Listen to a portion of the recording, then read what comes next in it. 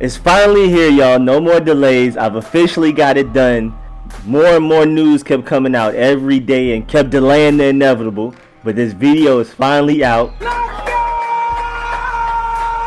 I promised y'all I would get it to y'all. I wish I would have gotten it to y'all sooner. But hey, man, at least it's here. Better late than never.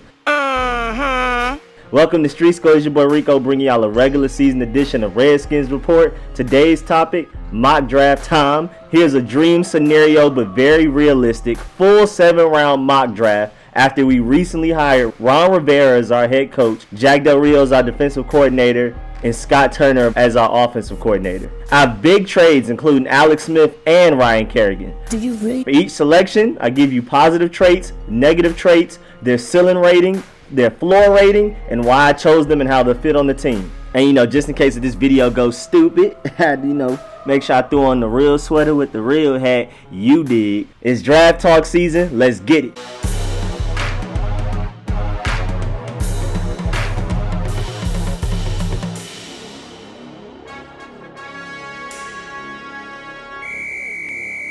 Alright, now before we get to the actual mock, timeout. Before we get to the actual mock draft, I have to discuss how we ended up with the picks we have in this mock draft. It's actually pretty genius if you ask me. As a disclaimer, I'm not making any of this information up. These trades and predictions are not biased towards benefiting the Redskins. I did hours and days of research on previous trades for picks, players, contracts, and all of that. I have credible sources and research behind why the trades and compensatory picks that are in this mock draft are very realistic.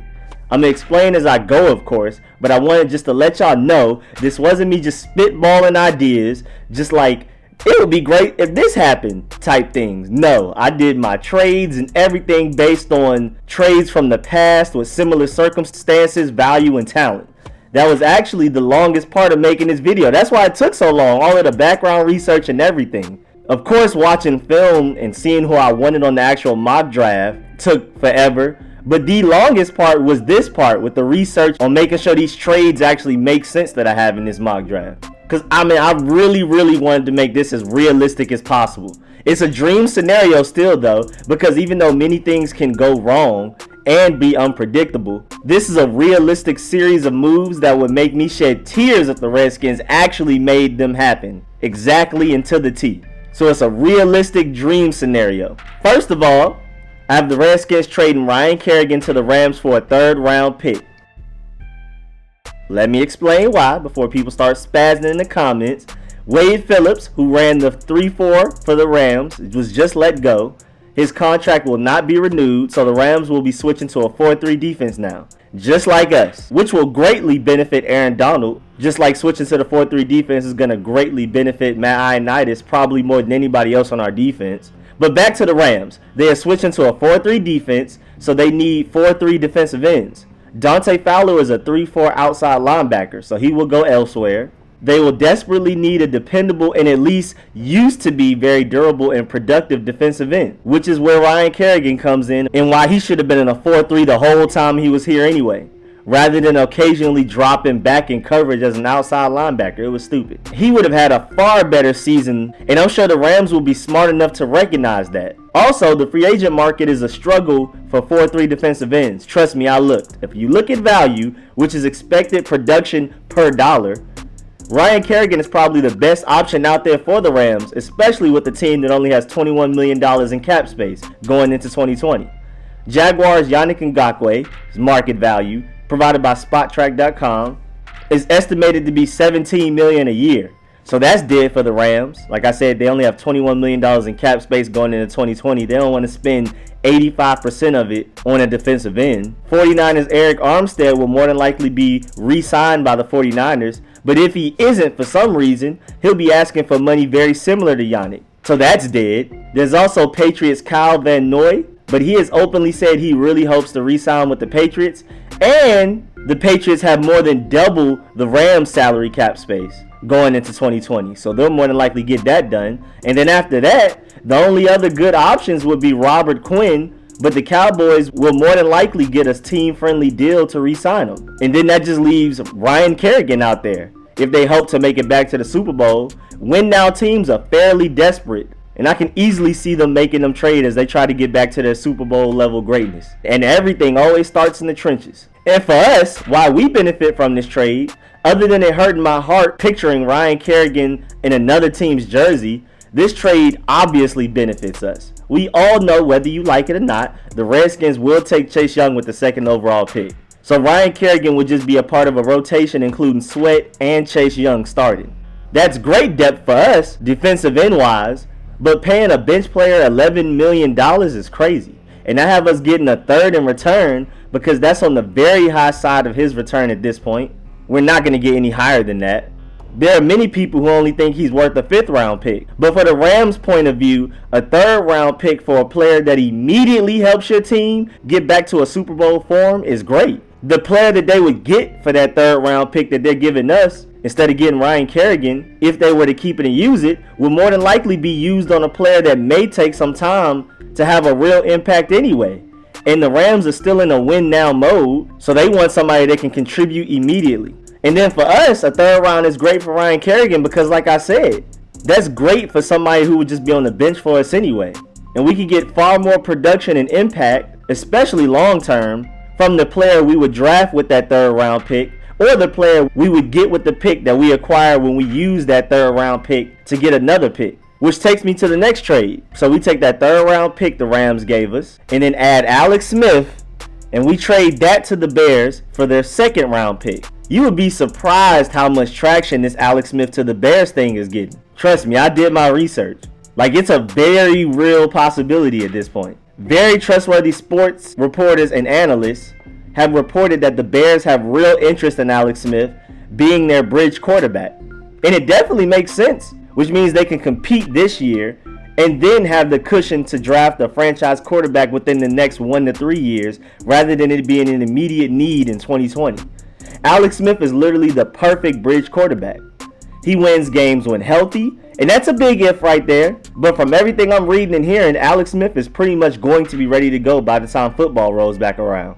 And then, other than how he wins games often, he also has a rich history of quarterbacks who take his job becoming great, or at the very least having great runs in the playoffs. So the Bears want to invest in his QB mentorship or good luck, whichever one it is, because whatever it is working. Also, it's a win-win for both of us contract-wise. We would only have to keep Alex Smith's $5.4 million signing bonus on our salary cap, which is so much better than paying him $21 million to be on the bench as a backup. And then as for the Bears, they'll only be paying an average to good starting quarterback who excelled under Matt Nagy a few years ago only $16 million to do it as a starter, which is the same as Stankneck Andy Dalton and less than benched for younger options quarterbacks Nick Foles and Joe Flacco. That's great value right there if you ask me. But they will take our 3rd for insurance that Alex Smith is too old or not as healthy as it seems. But if it meant that the Redskins could trade Alex Smith away and attach a pick lower than that 3rd I gave the Bears,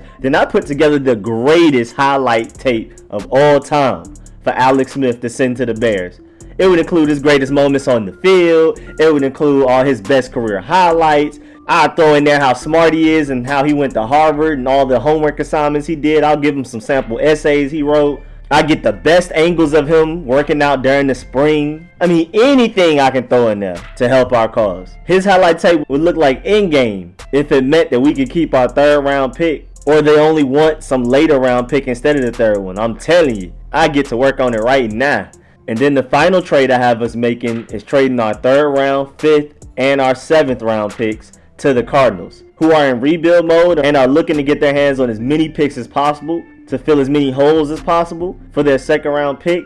So they will be willing to give up their 2nd round pick to accumulate more picks, and then we'll take that 2nd round pick and draft a true impact player that can start day one. We both win big. And trust me, I played with several trade value calculators and did hours of research on previous trades and drafts throughout the years, and this trade is reasonable for both sides. Trust me. Now, even though I like having as many picks as possible to get as many potentially impactful players and depth pieces as possible, especially with how well we've drafted in late rounds lately, but we will also get a mid-round pick for free for something that people forget about, which takes me to the next and final part of where these picks came from. Compensatory picks. With how compensatory picks are calculated as provided by Over the Cap, they predicted that we would get a 4th round compensatory pick for Jamison Crowder, who went to the Jets. And their predictions are almost always right. They don't know the exact formula for these picks because nobody does.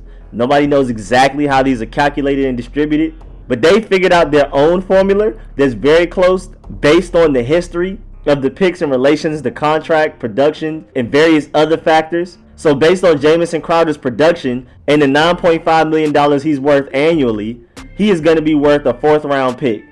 But what's most sad about this, though, is that Preston Smith is valued to be a 3rd round compensatory pick, but he gets canceled out by Landon Collins' value, which is also worth a 3rd round compensatory pick. Eric Flowers' 6th round value gets canceled out by Ty Nsekhe's, and Dominique Rodgers-Cromartie's value gets canceled out by HaHa and Clinton Dix's. But that one doesn't necessarily seem fair because HaHa had multiple interceptions and actually contributed last year. Dominique Rodgers-Cromartie did absolutely nothing. Not a maggot thought thing.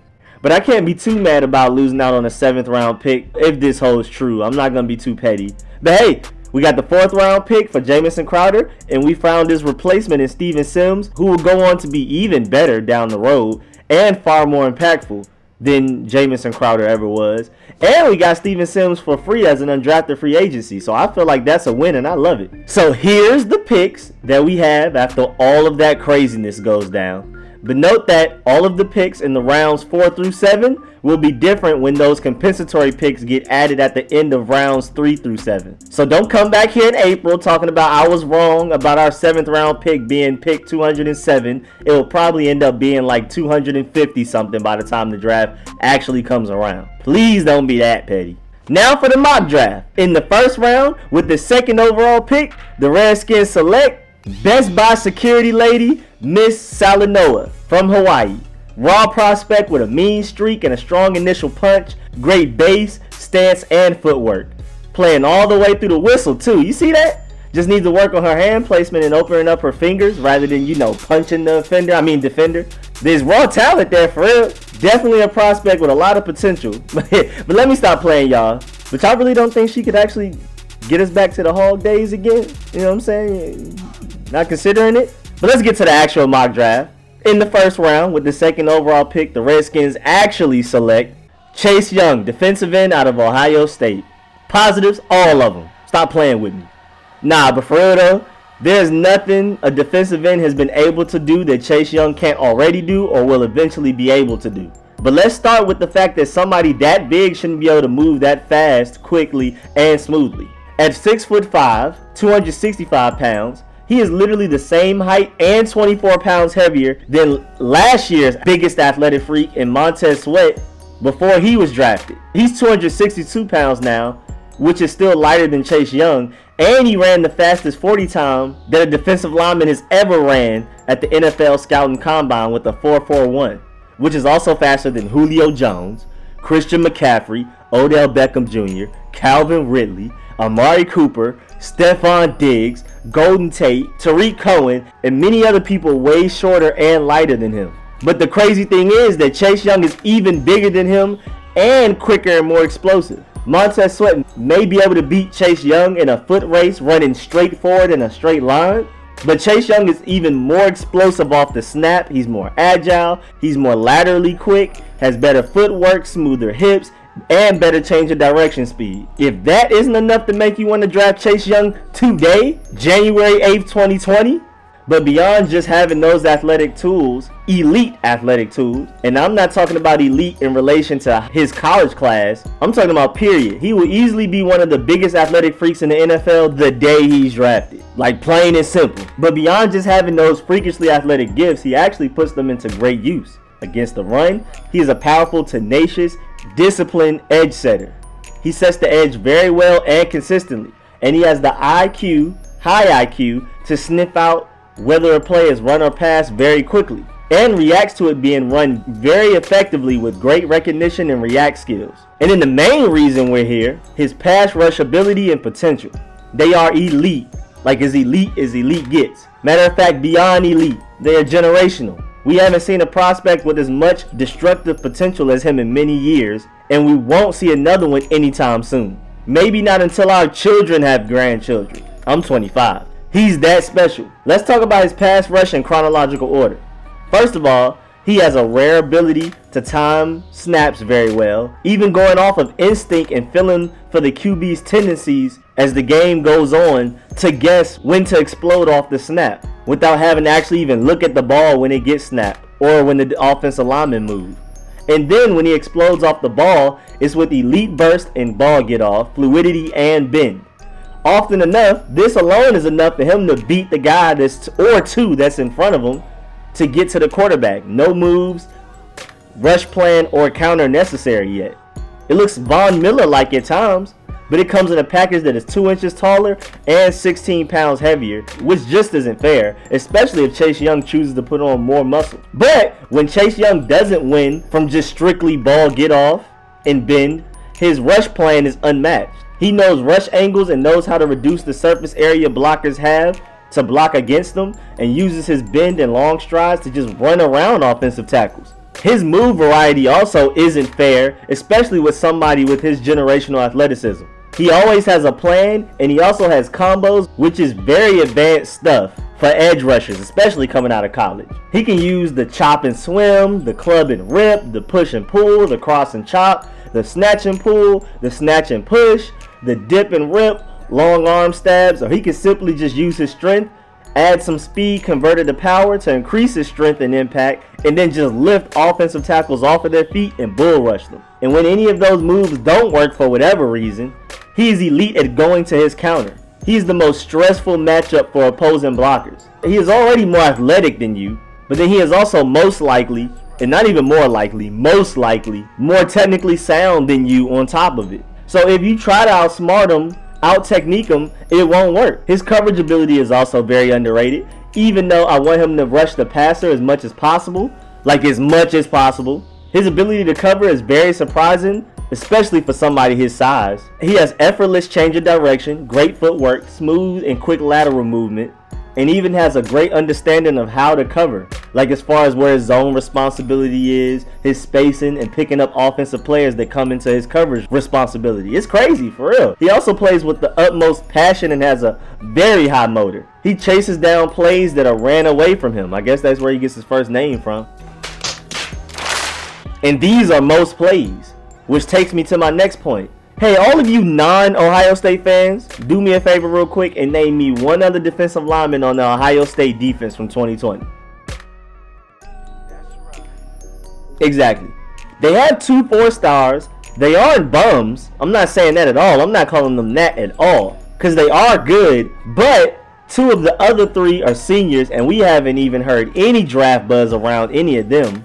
And I say all of that to say Chase Young was getting double teamed, sometimes even triple teamed, and often had the entire play ran away from him, whether it was the running back having design runs to whichever side Chase Young wasn't on, and offenses even had receivers run routes towards the side Chase Young wasn't on, so the quarterback can move in the pocket and scramble away from Young. But Chase Young's tenacity, high motor, and unfair talent and skill set allowed him to still have 16.5 sacks despite all of that. An Ohio State record who had both of the Bosa brothers in recent years. But even more ridiculous about it is that Chase Young missed an entire 2 games due to suspension. So he could have easily have hit 20 sacks this year. That's insane production. So for those out there who religiously live by follow the production, not the traits or potential, he's the best that there's ever been almost ever. And if you religiously live by follow traits, potential, and projection, he has that too, obviously. And for those who love athletic freaks with high ceilings that can only get better over time, he's your guy that way also. And then for those of y'all who prefer technically sound day one impact players with very strong technique and high IQ, he's your guy too. But it's crazy that even with offenses game planning and scheming them out of every game, double teaming them, chipping them, double teaming him with 2 offensive linemen, not even an offensive lineman and a running back or a tight end, but 2 big, huge humans, offensive linemen, he still has 16.5 sacks, 6 forced fumbles, and 21 tackles for loss. And he missed 2 games, like I just said. Like, come on, son. Come on, son. And he also had the cleanest injury history you can have. No off the field issues, nothing. And he's a hometown kid. He may be an Eagles fan, and it is confirmed, y'all. I went and found it. I dug it up. He said in a video interview that he had in high school, he is an Eagles fan. But it doesn't matter. We will embrace him. He will embrace us. And he will love playing for his hometown team and put on for the city. Now the negatives. There were actually more positives I could have talked about and could have gone into further detail about and expounded upon, but that would have lasted for hours. So it's time to move on to the negatives. And they are all very nitpicky. They are all things stopping him from immediately being the best non-quarterback football player in the NFL the day he's drafted. First of all, his gap integrity isn't perfect, which isn't a surprise for a player coming out of college, especially for somebody like him who was asked to rush from everywhere. And I mean everywhere. The edge on both sides, in line, and even standing straight up from the middle linebacker spot, which was actually really effective for some reason. Him standing straight up and just rushing the quarterback from the middle of the field from like 5 yards off the ball. But he never truly had a home in the Ohio State defense. He was moved everywhere constantly. So he couldn't improve on things such as gap integrity because his gap responsibilities changed often, like sometimes from drive to drive. Also, his pad level could definitely stay low more consistently. Most of the time his pad level is beautiful out of his stance, but at times he pops straight up out of his stance. It hasn't hurt him in college at all because even standing straight up, he's too athletic to be blocked. But keeping his pad level very low all of the time would make him even more unguardable. He even rushes with no hands in the dirt in a 2-point stance a lot, so he's used to beating blockers while not being low. Another negative, and also very nitpicky, gaining more strength would help him some. He's already very strong, but you can tell that with his frame, he has the ability to add even more muscle and get even stronger. I hate the narrative from people like Skip and Shannon that he's not strong. I love their show and I rock with Shannon Sharp the long way. The long way, the strong way. But that's just lazy prospect analysis to me. Assuming he's not strong just because he's so fast, and people just assuming he just can't be both. It's either lazy reporting or they didn't actually watch his film for real. Or it's forced debating by Fox that wanted them to have different opinions and claim that he has a weakness and sound the alarm and everything for their ratings. Either way, it's false. I wouldn't say he's as strong as Jadeveon Clowney coming out of college, but it's not a big gap at all. And that gap is way smaller than the gap between Chase Young's technique and pass rush ability versus Jadeveon's coming out of college. But the strength gap between the two is not big at all. Also, last weakness, and this is literally as nitpicky as it gets, but his coverage skills aren't to the level of an NFL cornerback. I know, like I said, it's very nitpicky, but I have to talk about it. It's obvious that a defensive end can't cover as well and as consistently as a good corner can, but his coverage skills are literally the best they can be for a defensive end. But I still feel like I needed to point that out, just in case people think that he can just go out there and cover all day. No, have him rushing the passer and setting the edge. Nothing else. Like, it really doesn't get any better than this. Now, his ceiling, definitely a 5 out of 5. Easy money. Stop playing. Like, his projected potential is as high as it gets for any college prospect, regardless of position. He can easily come into the league and win Defensive Player of the Year as a rookie. He's that special and rare. He has many comparisons out there, a lot of great ones at that. An AFC GM said that Chase Young projects to be a Khalil Mack Von Miller type, even though he's almost 20 pounds heavier than both of them, and can easily put on more muscle if he chooses to. An NFC GM said he's very similar to Myles Garrett and Jadeveon Clowney, but he has more twitch than Clowney.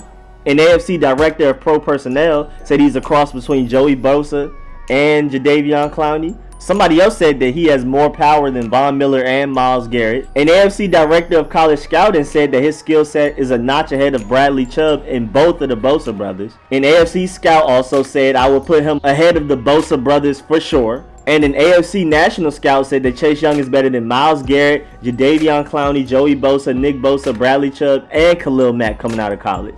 All of them. And lastly, an AFC Director of College Scouting hit the nail right on the head, saying that Chase Young's closest comp is the legendary Julius Peppers. I completely agree. Chase Young is slightly quicker and slightly less strong than Julius Peppers in my opinion, but I still agree. And remember who Julius Peppers is. For some of y'all that may not know, maybe a little too young, he was the 2002 NFL Defensive Rookie of the Year, 3-time second team All-Pro, 3-time first team All-Pro, and 9-time Pro Bowler. Young is smaller and quicker than Julius Peppers, but he's still the closest projection to me. Also, crazy coincidence, Jack Del Rio was just hired to be the defensive coordinator for the Panthers right before they took Julius Peppers, 2nd overall in the 2002 draft. And to keep it going, Jack Del Rio was the defensive coordinator for the Broncos when they took Von Miller 2nd overall. And Chase Young wears the number 2. It's meant to be, y'all. But also, Jack Del Rio also coached Khalil Mack, Bruce Irvin, DeMarcus Ware, and Aldon Smith. He knows how to get the most out of very rare talents like Chase Young. It's a match made in heaven if you ask me. Straight like that. Now his floor rating, I'd give it a 4.5 if we're not talking injuries, which we have every right to ignore when talking about Chase Young, because like I said earlier, his injury history is as clean as it gets. He's almost a perfect prospect. I give him a 4.5 out of 5 floor because if he comes to the league and literally refuses to improve on any of his weaknesses at all, he's still one of the best pass rushers in the league off top. He's going to get his sacks and have crazy production no matter what, because do teams really want to focus on Chase Young and double team him when Montez Sweat is getting better every few or so games, and then Daron Payne, Jonathan Allen, and the Matt Ioannidis along the line with him? You better not give any of those guys consistent one-on-one blocking. No matter what, at his worst, Chase Young is going to make everybody around him better. Everybody else's job will be way easier, especially the DBs in coverage who will have to cover far less long with Chase Young rushing the passer. He's going to have Quentin Dunbar, Fabian Moreau, Jimmy Moreland, and whoever else we may bring in, preferably Bradbury from Carolina, and our old friend Kendall Fuller. He's going to have them out here looking like legends. It's going to be all kinds of pick sixes from quarterbacks frantically throwing the ball because Chase Young's in their face. Now, why did I choose him? Can't miss prospect. Unlimited potential due to his extremely rare athleticism and very high floor with his strong mechanics and technique that he's already come into the league with. I know his position coach is just going to love him. He don't even have to do any work. Pairing Young with Sweat will change the trajectory of this team and franchise.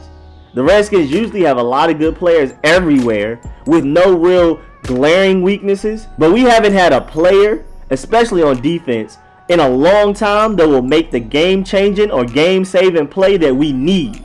Scenario: up by 2 with 2 minutes left. We will eventually get to the point where we expect Chase Young to take over times like this and win the game for us on defense. Or how about down 4, opponent has the ball with 4 minutes left.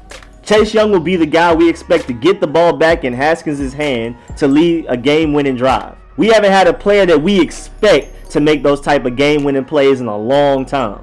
We haven't had a defensive player that had offenses stand up all night and stressed the night before they play him. It's time to go get that player, Redskins. I know trading down sounds nice, and it's a great backup plan, depending on the package. But no matter what, I still prefer Chase Young. I am sorry. Trading back and filling holes to get good to great players in different areas is nice and all, but getting somebody that can single-handedly win you a game in the clutch is something we've been missing for far too long, and it's too easy of a call. Jack Del Rio is going to get the best out of him, so I expect them to definitely easily make Pro Bowls. I expect them to make the All-Pro teams, all of that. Now in the second round, with the 40th overall pick, the Redskins select offensive tackle Mekhi Becton out of Louisville. Shouts out to Derek JB for his extended discussion about Mekhi that we had through Twitter. Shouts out to my boy Derek JB. Positives: huge, that simple, just huge and imposing. Pancake God. He's just too big of a human. It's not fair. This man is 6'7", 368 pounds. It's simply not fair. He's going to be bigger than everybody he blocks. And this leads to his greatest strengths.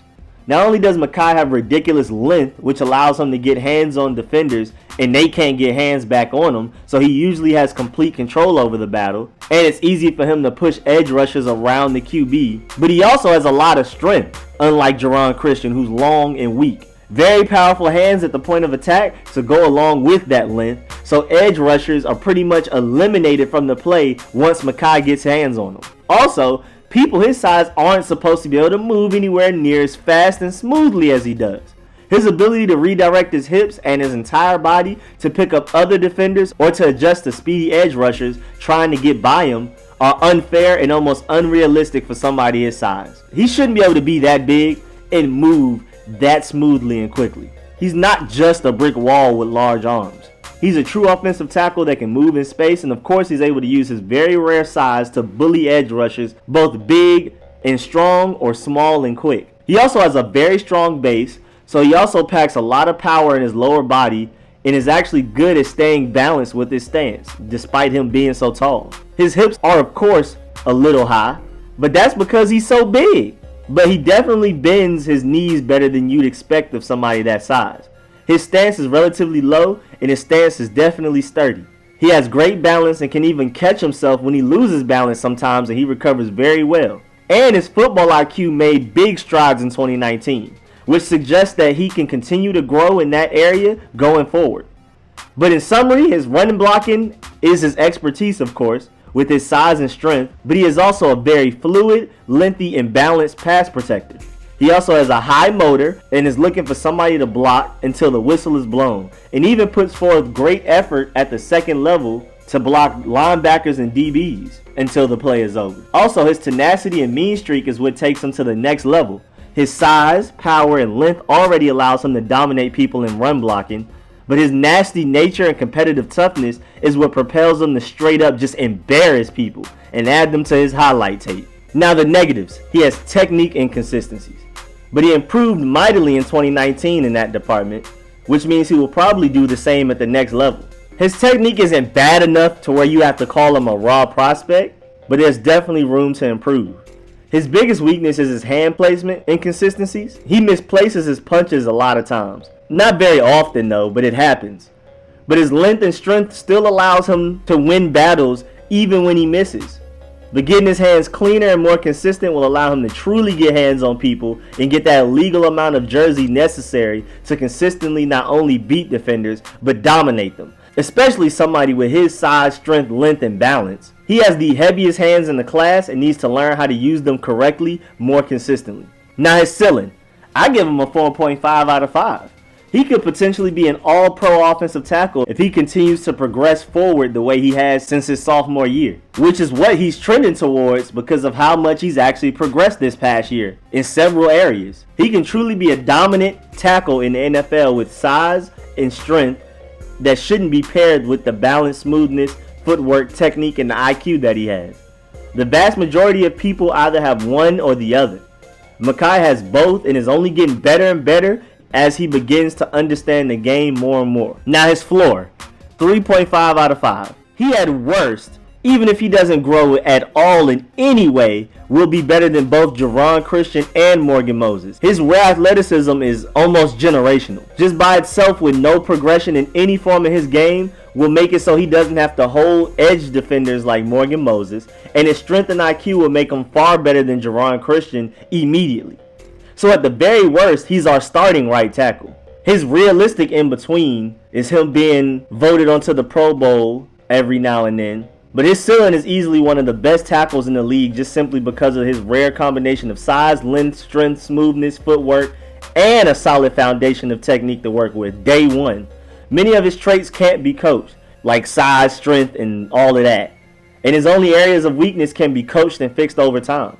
He's the perfect high ceiling prospect because his floor is also quite high and he can start immediately and learn at NFL speed rather than being babied and having to learn the position from the bench and in practices. His high floor day one readiness will allow him to play immediately and begin learning and improving at a very rapid rate. Now why I chose him? Because Morgan Moses is a holding penalty waiting to happen every play.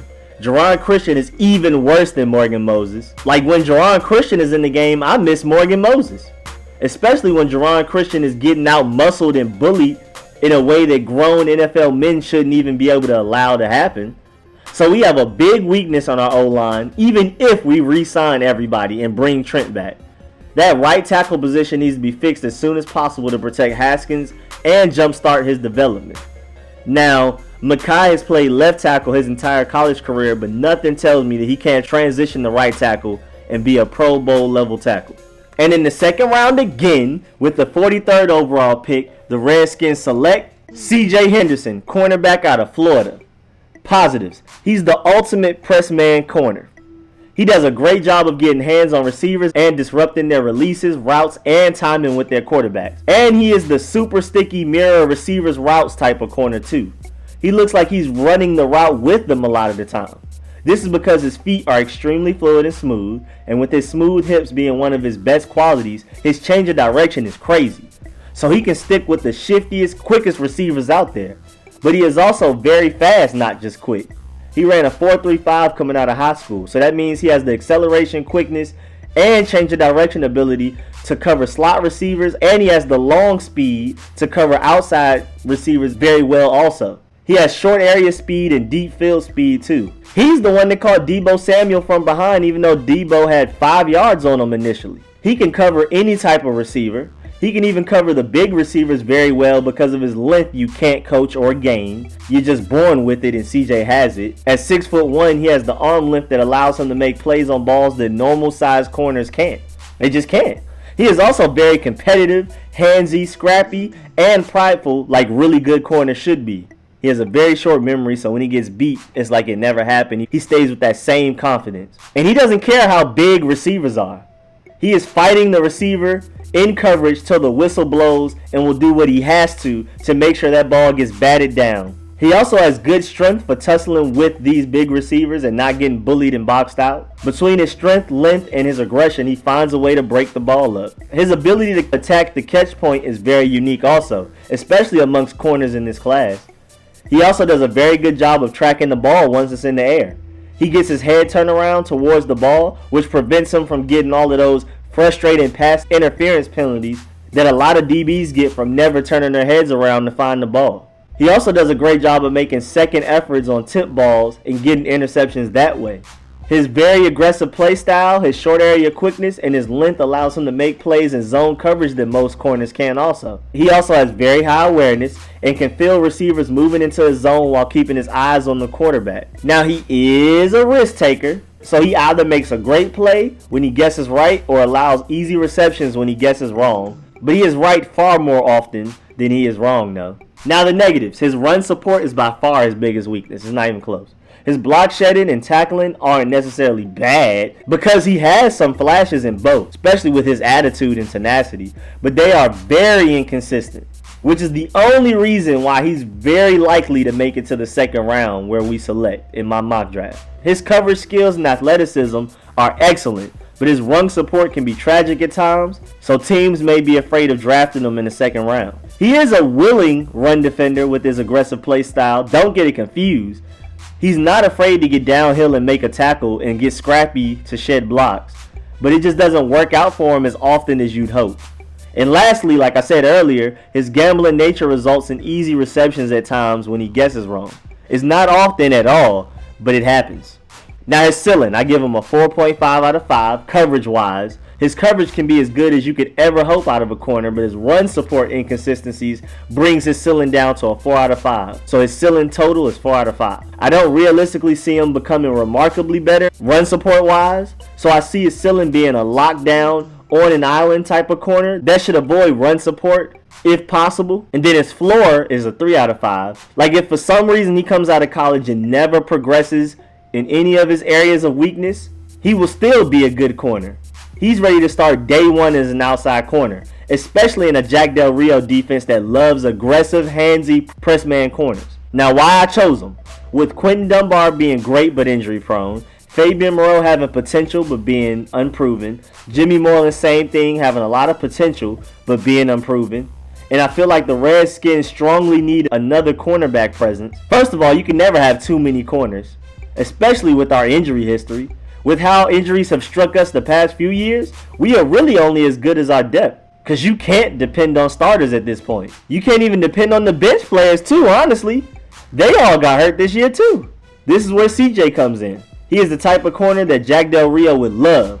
Quentin Dunbar and Fabian Moreau can potentially fit the Aqib Talib mold that Jack Del Rio had in Denver. And then Jimmy Moreland and CJ can fit the Chris Harris mold. CJ would immediately make our defensive back group better day one, and he could potentially grow to be the best one out of all of them. And having Quentin Dunbar cover wide receiver 2 just wouldn't even be fair. And in the 4th round, with the 98th overall pick, the Redskins select Aaron Parker, wide receiver out of Rhode Island. Positives: at 6'3", he has an unbelievable ability to separate at any level on the field. It doesn't even make sense how somebody that big can be that quick, sudden, and agile. He can separate with quickness and route running in intermediate and short area routes, and he has the long speed to separate down the field. Like I said, somebody at 6'3" shouldn't be able to move like that. It isn't fair for corners out there. He's already bigger than any DB that will cover him, which allows him to box them out and make great contested catches while high-pointing balls in tight coverage, which he does as well as anybody. His body control and concentration allows him to make very difficult catches off back shoulder throws, against the sideline and in the back of the end zone. He also attacks the ball rather than letting it hit his body and catching it with his chest or stomach, which is why most receivers in the NFL end up not working out. Aaron already has that part down. Now his negatives. Literally the main gripe I have against him, other than his blocking not being great, but good enough, and the fact that he is only 190 pounds, so he may struggle with jams at the line in the NFL. But the main gripe I have with him is that he had no real competition covering him. He looks like a god amongst men out there.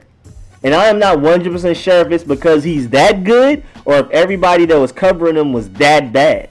I'm going to assume it's a little bit of both, and I'm definitely willing to take a chance on this man in the 4th round easily. But I do have my reservations. We'll see in the Senior Bowl, though, if he's really that dude. I'm so glad he's going to the Senior Bowl. We get to really see what he's about. Now, his ceiling. I'm going to give it a 4.5 out of 5. I don't think y'all understand. He could potentially be an AJ Green type. And it's crazy, too, because AJ Green was projected to not be strong enough to win at the line of scrimmage with his releases. But his lack of muscle didn't stop him from winning at the NFL level at all. AJ Green went on to be one of the best receivers in the league until he kept getting injured. AJ Green's ability to separate at his size wasn't fair. And Aaron has the same potential easily, especially since he has soft hands and attacks the ball rather than letting it come to him.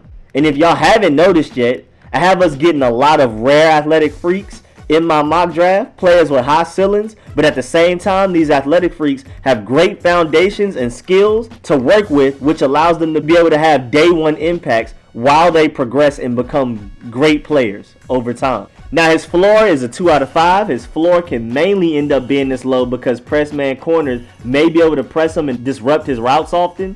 The DBs he went against in college just couldn't do it.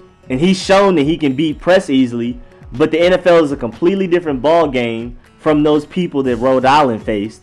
So if he isn't as fine as I believe he will be, it will be because he's not used to facing NFL talent, and his lack of muscle may hold him back. But why I chose him? He's the dependable and dangerous red zone target type of receiver, the DeAndre Hopkins mode, the CeeDee Lamb mode that I've been slamming on the table for us to get all season.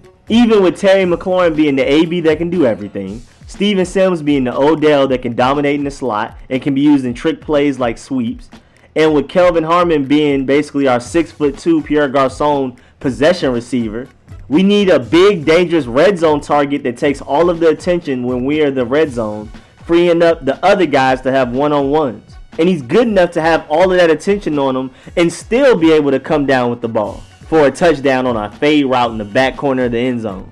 But what I love most about him is that he's not just some big, high-jumping, great hands type of guy. He can also separate. And not just separate from linebackers and safety like Jordan Reed excelled at. Aaron can separate from corners, anybody on the defense. And with the Jamison Crowder compensatory pick, the Redskins select Solomon Kinley, interior offensive lineman out of Georgia. My Georgia Bulldogs, boy, yes sir. Positives. He is very strong with an elite level of pop in his initial punch. And not only does he have one of the strongest punches out of this draft class, he also has a very strong anchor. So he can get both a huge push and run blocking and sit still and give up no ground when getting bull rushed in pass protection. He's more mobile than somebody his size should be. Remember the theme. But slimming down some and catching his footwork up to his mind and eyes would make him a freak of nature. And it's possible, but it will take some time and work.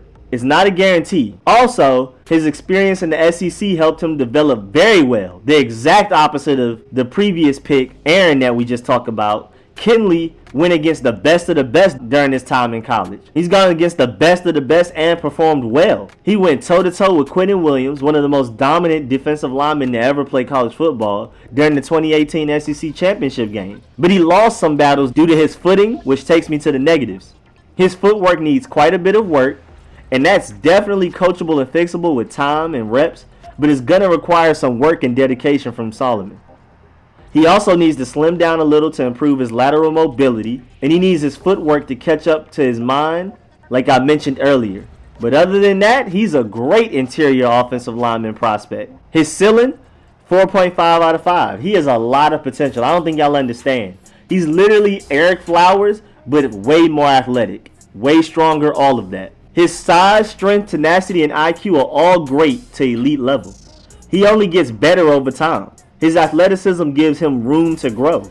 There's no guarantee that he will reach this potential at all, but if he does, he will truly be a problem. Now his floor, I give it a 2.5 out of 5. If his footwork stays exactly where it's at, his pass protection ability will be very limited at the next level.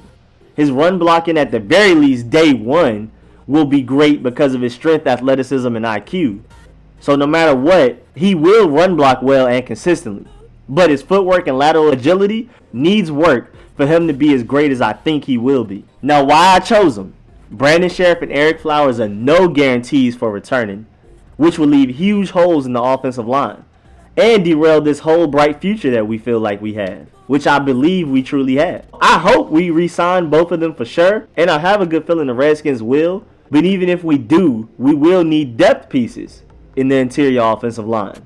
I know what y'all are thinking. We already have Wes Martin and Ross Pierschbacher as great depth pieces to our offensive line, but neither of them have the ceilings that even come close to Solomon's. Let Solomon develop in the background for some time and watch him become a Pro Bowler at whatever position we choose to start him in later on down the line. Preferably center, because Chase Roulier has struggled the past couple of years, and grooming Solomon to be his Pro Bowl level replacement at some point in the 2020 season or later in the future would take this offensive line to new heights and give us one of the most athletic offensive lines in this league between Trent, Eric Flowers, Solomon, Sheriff, and Makai. Come on now. The offensive line would scare people and keep Dwayne Haskins clean for sure. And with our final pick, a 7th round, 207th overall pick, the Redskins select Jabril Cox, linebacker out of North Dakota State. Positive, 6'3", 233-pound athletic freak.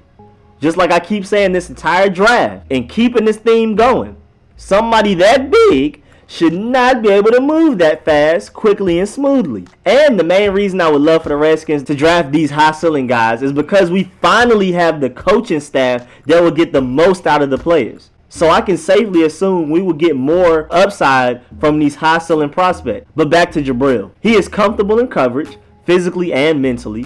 He has everything he needs to succeed as a weak side linebacker.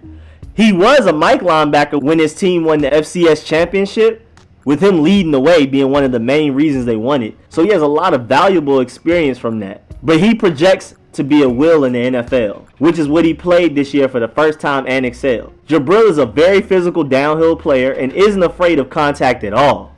Mostly because of his days as a Mike linebacker when he put up his best highlights. So having him at the wheel won't have us with a linebacker that doesn't excel in run stopping and gap plugging. He also does that very well. He is also very smart. He was a high school quarterback, so he knows the strengths and weaknesses of that position and can attack it accordingly. He knows what the quarterbacks prefer linebackers to do and what they prefer them not to do. And Jabril can use that against them, which he did several times, getting interception after interception in college. He also has a high football IQ for the linebacker position, period. He has high awareness and fast and confident instincts. He's definitely more active than reactive. So he's like a Sean Lee with his ability to sniff out plays as early as humanly possible, but he's far more athletic and he's not injury prone. And that leads me to his ceiling, which is a 4.5 out of 5. He is a sky-high ceiling for the linebacker position. I project his ceiling to be a Darius Leonard clone. He's just an inch taller and 4 pounds heavier, but I can definitely see him having a Darius Leonard level of impact. He can be the exact same story also. Small school guy that people don't trust because he played for a small school and didn't face any real competition consistently or at all. and will need some time to adjust to the speed and physicality of the NFL, which takes me to his floor. 3 out of 5. His floor isn't very low because even though he played for North Dakota State, which is in the FCS, at least Darius Leonard played in a Division I school, even though it was a small school. But yeah, even though Jabril played for a super small school, his traits and IQ are already too good for him to just be that bad. I think he will immediately become an upgrade over Josh Harvey-Clemens, who is currently our best coverage linebacker, no matter what, just because his ability to actually contribute greatly in run support. But at the same time, along with Aaron Parker from the 4th round I selected, I am worried about how very small school guys adjust to NFL speed, strength, and physicality. But, like I mentioned earlier, I have strong faith and intuition that our new coaching staff will get the results out of these draft picks that favor closer to their ceiling than their floors, especially if they're willing to put the work in and be great. Why I chose them? Our linebacker situation is very interesting now with us switching to the 4-3. I am projecting Reuben Foster to be the will because of his coverage ability, and it'll keep him the cleanest out of the linebacker group, which will allow him to avoid injuries as much as possible. Then I have Sean Dion Hamilton at the mic for his IQ, which is the highest out of the linebacker group. On-field coach Nick Saban loved him and said he was so sad to see him go to the NFL.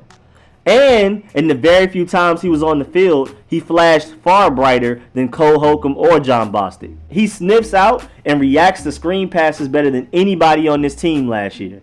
And then there's Cole Holcomb, who was our best gap filler, run stopper, and is probably the fastest linebacker on our team, so he could compete to be the Mike. And he could possibly be our best blitzer, like a Zach Brown type of guy. That's literally what he is. Can't cover, but is extremely fast. And then I have Ryan Anderson, projected to be the Sam linebacker, allowing him to be closer to the line, rush the passer occasionally, and using his far improved coverage skills and size to cover tight ends. So Jabril can honestly play any of the 3 positions. If you prefer to have Foster at the mic, Jabril can be a Darius Leonard at the wheel. If you want Jabril to take over the Sam, he can do that too. Ron Rivera and Jack Del Rio would love to have him. Plug and play everywhere. I like him most at will, but he can excel anywhere. And the only reason I have him sliding so far in the draft is because those small school prospects oftentimes have flashes and great traits in college, but end up not working out in the NFL once they have to adjust to the NFL level of talent. And NFL teams have learned their hard lessons over the years and won't reach on them. Remember, Kelvin Harmon slid all the way to the 6th round, remember?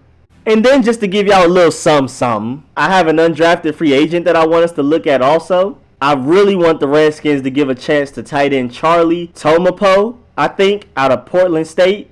Another very small school prospect, but he has some ridiculous traits as a potential do-it-all type of tight end. I'm hearing rumblings of him possibly even being the next George Kittle, a guy that most teams pass on even after seeing his potential and traits just because of overthinking it. That's exactly what happened with George Kittle. George Kittle in college was an inconsistent blocker and showed flashes in the passing game, but he was never a big separator, and his quarterback was terrible, so his production was terrible. But then the 49ers took a chance on him and coached him up to become a great consistent blocker, oftentimes blocking against defensive ends by himself.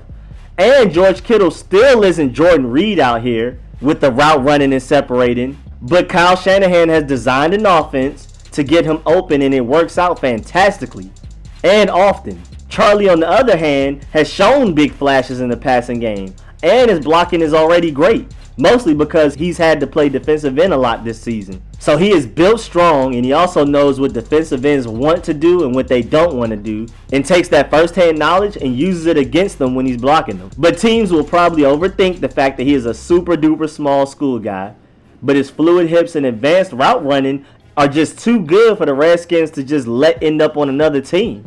Bring him in to compete with the Hell Hinges kid, who I have high hopes for, and Jeremy Sprinkle, and a free agent tight end that we might bring in like Austin Hooper, Hunter Henry, or Eric Ebron. You never know. We could possibly have the next George Kittle on our hands if we get this man. Not very likely, but the fact that there is even a small chance is why we have to go get him after the draft. If he's not drafted, you have to get him. So based on this mock draft, best case scenario, we are drafting Julius Peppers, a better Trent Brown, Aqib Talib, AJ Green without the injuries, Alex Mack, and Darius Leonard, and then getting George Kittle as an undrafted free agent. Smoking crack! What the hell has this world come to? That's extremely unrealistic, but chances are at least a few of these people will reach their potential with this great coaching staff, especially on the defensive side of the ball. Ron Rivera and Jack Del Rio are going to get the most out of these defensive players. Hopefully we'll finally see people like Jonathan Allen and Deron Payne shine as much as they were supposed to also, because Greg Minuski was not getting it out of them. But that's it for this off-season episode of Redskins Report. Thanks for the view. I'm going to keep bringing y'all updates on the Redskins year-round. Going to bring y'all some Redskins reports, some debate topics, some important updates, mock drafts like this, interesting views, rankings, and grades on the team, random details and guides, game previews and reviews, and of course some live streams. I will be live streaming on Friday. That's where we're going to do our mock draft together, where y'all choose basically who gets drafted with each pick. We're doing a first round mock draft for all of the teams that's drafted in there, not just the Redskins, so all fans come on in. I want to get input from everybody on who y'all feel teams will and should pick at their respective picks. We're going to go from first with the Bengals, second Redskins, Lions, Giants, Dolphins, and so on and so on. I'm going to have up here players available, and then we're going to have taking up most of the space over here who we've already drafted and whose pick it is next, all that type of stuff.